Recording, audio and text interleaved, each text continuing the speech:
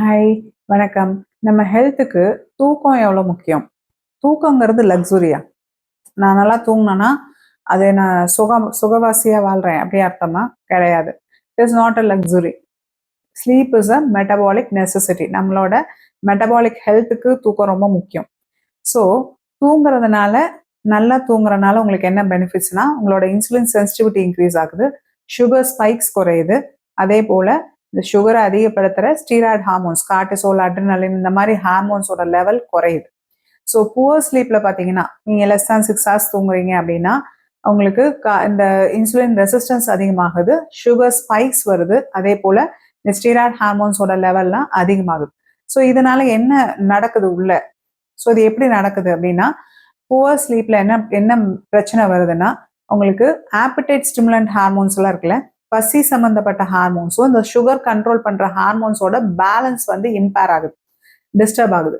So அப்போ என்ன ஆகும்னா, உங்களுக்கு பசி தூண்டுற ஹார்மோன் கிரெலின் அது அதிகமாகுது. அப்போ உங்களுக்கு நிறைய பசிக்கும், நிறைய சாப்பிடுவீங்க.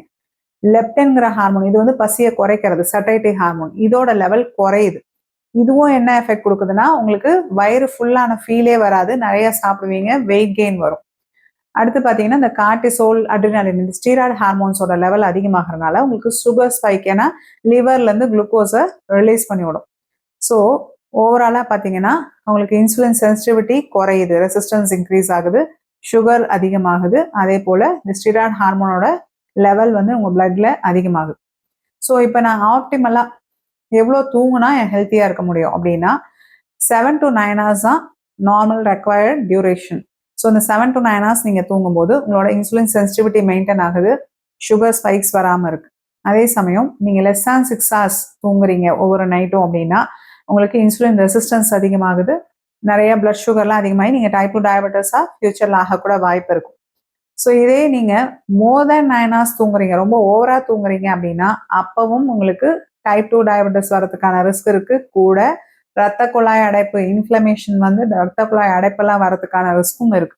ஸோ அதிகமாக தூங்குறதும் நல்லதில்லை, கம்மியாக தூங்குறதும் நல்லதில்லை. ஆப்டிமலாக 7 to 9 hours தூங்கலாம்.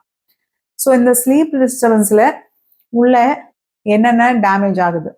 நீங்கள் வந்து லெஸ் தேன் 6 hours தூங்கும் போது நீங்கள் அடுத்த நாள் காலையில் ஃபாஸ்டிங் உங்கள் பிளட் சுகர் எடுத்து பார்க்கும்போது 20 to 30 milligram per deciliter sugar அதிகமாகுது. ஃபாஸ்டிங் வந்து நார்மலாக தூங்குறத விட நீங்கள் தூக்கம் கம்மியாக இருக்கும் போது அதனாலேயே 20 to 30 மில்லிகிராம் சர்க்கரை அதிகமாக காமிக்குது. அதே போல் ஒரு நைட் நீங்கள் தூக்கம் கெடுறதுனால உங்கள் இன்சுலின் சென்சிட்டிவிட்டி இருக்கு இல்லையா, அது 30% குறையுது. ரொம்ப வருஷமாக நான் வேலை, பிஸி, ட்ராவலு இந்த மாதிரி தூக்கமே எனக்கு சரியா இல்லைங்கிறவங்களுக்கு சர்க்கரை வந்து 40 to 48% டைப் 2 டயபெட்டிக்காக நீங்கள் மாறுறதுக்கு வாய்ப்பு இருக்கு. ஸோ தூக்கம் இவ்வளோ முக்கியம்னு தெரிஞ்சுக்கோங்க. அப்போ நல்ல தூக்கத்துக்கு சில டிப்ஸ் சொல்கிறேன், நல்லா ஆழ்ந்த உறக்கம் உங்களுக்கு இருக்கிறதுக்கு. ஃபர்ஸ்ட்டு நீங்கள் வந்து ரெகுலராக ஒரு ஷெட்யூல் டைம் இருக்கணும். அதாவது நான் இப்போ ஒரு 9 படுக்கிறேன்னா அந்த 9க்கு நீங்கள் ரெகுலராக ஒரே டைமில் போய் படுக்கணும். படுக்கிறதுக்கு 1 மணி நேரத்துக்கு முன்னாடி நோ ஸ்க்ரீன், ஃபோனு, டிவி அதெல்லாம் கட் பண்ணிவிட்டு ஒரு 1 hour வந்து நோ ஸ்க்ரீன் டைம்னு வச்சுக்கோங்க. அடுத்து இந்த 2 o'clock மேலே ஒரு ஈவினிங் ஒரு 3-4 நீங்கள் இந்த காஃபி டீ எல்லாம் முடிச்சிடுங்க. 7 டின்னர் முடிங்க, ஹெவி டின்னர் எடுக்காதீங்க. அடுத்து பார்த்தீங்கன்னா அந்த ரூமு, அந்த அட்மாஸ்பியர் டார்க்காக குவைட்டாக, அதே மாதிரி டெம்பரேச்சர் ரொம்ப கூலாவோ இல்லை ஹாட்டாவோ இல்லாமல் ஒரு மாடரேட்டாக உங்களுக்கு கம்ஃபர்டபுளாக தூங்குற மாதிரி நீங்கள் ரெடி பண்ணிக்கணும். அதே போல் தூங்குறதுக்கு முன்னாடி நைட் கொஞ்ச நேரம் நீங்கள் ஒரு எக்ஸசைஸ், ஆனால் அது ரொம்ப ஹெவி எக்ஸசைஸாக நைட் நீங்கள் பண்ணக்கூடாது. ஒரு மாடரேட், ஒரு ஸ்லோ வாக்கிங், ஒரு நார்மல் பேஸ் வாக்கிங்கு அந்த மாதிரி நீங்கள் பண்ணிட்டு போய் தூங்கும்போது உங்களுக்கு நல்லா ஆழ்ந்த உறக்கம் வரும். ஸ்ட்ரெஸ்ஸை நல்லா மேனேஜ் பண்ணும். ஸோ ரொம்ப ஸ்ட்ரெஸ்டாக இருந்தீங்கன்னா அதையே நினச்சிட்டு தூங்கும்போது உங்களுக்கு நிம்மதியான உறக்கம் வராது. அதே போல் மார்னிங் டைமில் கொஞ்ச நேரமாவது நீங்கள் சன்லைட்டில் எக்ஸ்போஸ் ஆகிருக்கணும். ஸோ இதெல்லாம் நீங்கள் பண்ணும்போது நல்ல உங்களுக்கு தேவையான குவாலிட்டி ஸ்லீப் கிடைக்கும். ஸோ இப்போ ஸ்லீப் லைஃப் ஸ்டைல் மாடிஃபிகேஷன் சொல்கிறோம் இல்லையா, sleep is also one of the lifestyle modifications. So மாத்திரை எப்படி சுகரை குறைக்குதோ, sleeping is a free tip, free medicine. அதை யூட்டிலைஸ் பண்ணுங்க.